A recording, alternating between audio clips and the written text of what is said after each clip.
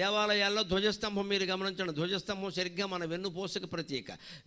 గర్భగుడిలో ఉండే శివుడు మన హృదయంలో ఉండే శివుడు. హృదయంలో ఉండే శివుడు కంటే వెనకాల వెన్నుపూస పైకి ఎత్తుగా ఉంది కదా, అలాగే గర్భగుడిలో శివుడు కంటే ధ్వజస్తంభం చాలా ఎత్తుగా ఉంటుంది లెక్క.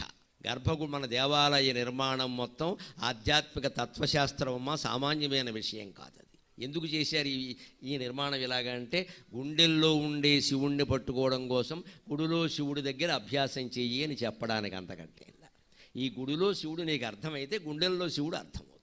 ఇక్కడే అర్థం కాదు, అక్కడేం అర్థమవుతుంది. ఇక్కడ లింగం ఎలా ఉంది, నందీశ్వరుడు ఎక్కడున్నాడు, ధ్వజస్తంభం ఎక్కడుంది, అమ్మవారు ఎక్కడుంది, ఈ ప్రదక్షిణాలన్నీ ఎందుకు, ఈ విషయాలన్నీ అర్థమైతే ఆ అభ్యాసం మన ఇంటికి వెళ్ళి మన శరీరంతో మనమే చెయ్యాలి. మన శరీరంలో మనమే పోరాటం సాగించాలి. అప్పుడు ఆధ్యాత్మికమైన లక్ష్యాన్ని చేరుకోగలుగుతాం. వామన త్రివిక్రమ, ఇవాళ మన జీతం వామరుల్లా ఉంది, రేపు త్రివిక్రముడు అవుతుందే. నువ్వు కష్టపడి పని చేసుకో. 5,000 వరకు ఆగాలి కదా. లేదు, ఈ 25,000 జీతంగా ఉన్నప్పుడే బండి కొంటాడు. బండికి ఈఎంఐ అంటాడు. ఆ బండి 2 లక్షలు. 25,000 వాడికి 2 లక్షల బండి ఎందుకండి? ఈఎంఐ అంటే ఎవ్రీ మంత్ ఎవడు మాసికం వాడే పెట్టుకోవడం. నీకు ఎంత జీతం ఉంటే 2 లక్షలు పెట్టి నువ్వు బండి కొన్నావు, 25,000 నీ జీతం, వాడు 5,000 ఇన్స్టాల్మెంట్ పెట్టాడు, 25,000 5 ఎగిరిపోయింది. ఇంకేముంది ఇక్కడ?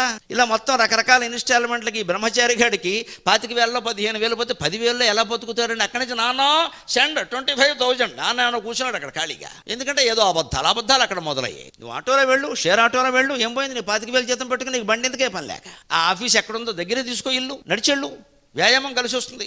ఇవన్నిటికీ పెట్రోల్ బండేసుకు వెళ్ళిపోవడమును, మళ్ళీ ఇంట్లో టీఎంటీ అని ఒకటి పెట్టి ఇలా తొక్కడం, కదలన సైకిల్, అదో 50,000 పెట్టుకున్నాం. ఇంట్లో అడ్డం ఎక్కడ? దాని మీద తువ్వాళ్ళు, బనీన్లు, ఆరేడించి వీటి కోసం 50,000. ఇదే వామన త్రివిక్రమ. మన జీతం తక్కువైనప్పుడు మనం వామనుల్లాగే ఉండాలి.